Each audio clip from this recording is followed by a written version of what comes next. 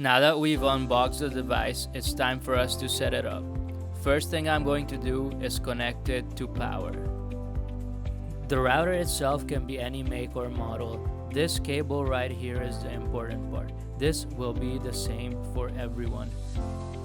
If you have one of these, your network is compatible with PuriFi. Let's take the internet cable, remove it from the router, and plug it into the PuriFi device. If we did this correctly, the red arrow will disappear just like that, and the earth will light up.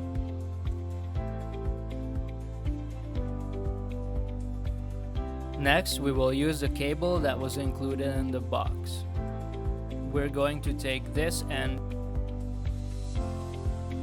and plug it into where the other cable was previously. Next, we'll take the other end and plug it into the PuriFi device. If we did everything correctly, we will see the router light up right here, the flow of particles, and the device will tell us that it's ready to pair. Next, we'll take our phone, open the PuriFi app, sign in, and pair the device with our account. First, press Add Device, wait for it to find it, then press Continue. Next, it will check if our internet connection is okay. Everything looks good, so now let's press Register Device.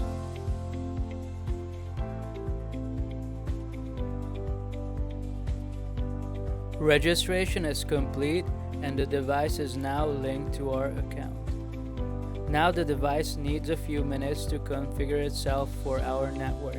We will first see the disco ball on the device light up.